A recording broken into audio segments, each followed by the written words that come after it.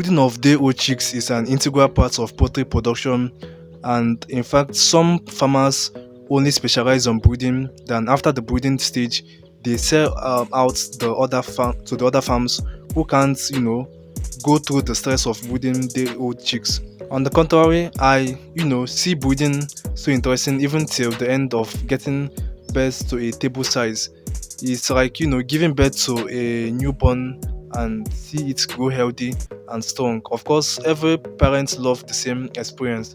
So if you are among those who see breeding to be a tedious task, or you are among the categories already practicing it but facing some challenges or any form of challenges, this video should be able to boost your confidence on day-old chicks breeding management routine. As we all know already that the overall success of the flock depends on how well we conduct our breeding stage of the birds. In today's video, I'll be discussing on the practical chicks management and breeding guide and know its role in achieving efficiency in poultry production.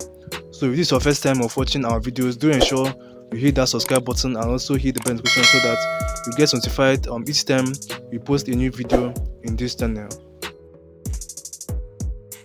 Brooding is a process of using any of the brooding equipment such as the charcoal, the erotic bulb to provide the required brooding temperature to the chicks and ensure adequate management practice to the chicks. Good brooding management has numerous advantages on the overall performance and productivity of the flocks. The following are some of the benefits of a good brooding. Number one is for chick comfort and adaptability.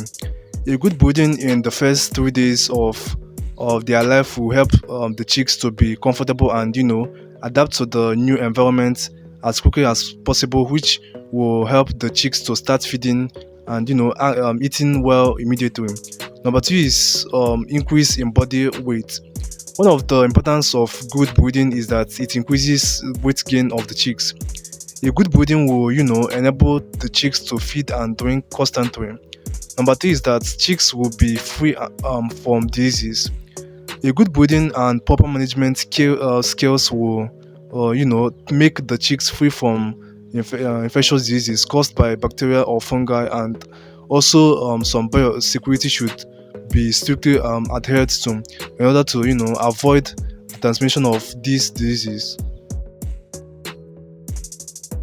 It's very important to know how to recognize a bad chick at day one so as to prevent high mortality during the few days of breeding.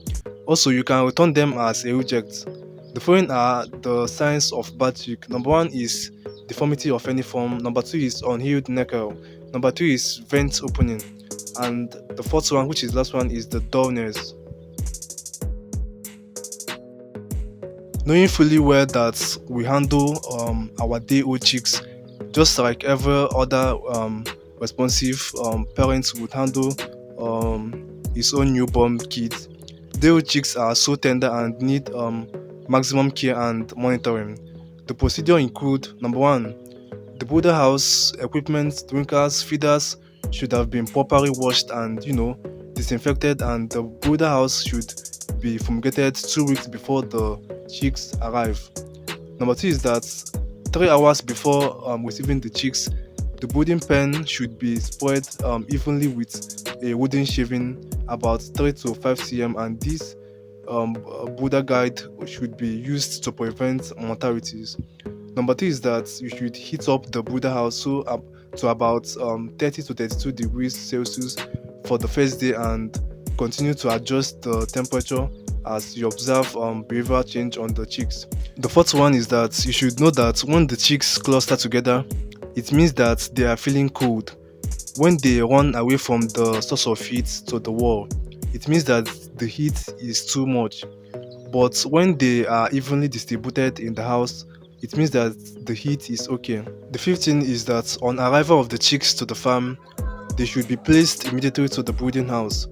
Any observed sign of bad chicks should be removed and returned as reject. Fresh drinking water containing multivitamin should be served to the chicks. The sixth thing is that after 2 hours of arrival, serve the chicks with super starter mash or starter combos. The seventh thing is that you should provide the chicks with a constant light for the first 1 week and subsequently reduce it 1 hour weekly. The eighth thing is that you should avoid overstocking of the brooder house. Strictly adhere to the carrying capacity of the pen. The ninth thing is that you should always be vigilant, observant, and monitor any changes within your flock and report cases to your veterinary doctor for advice. The tenth thing, which is the last one, is that you should strictly adhere to the vaccination time schedule.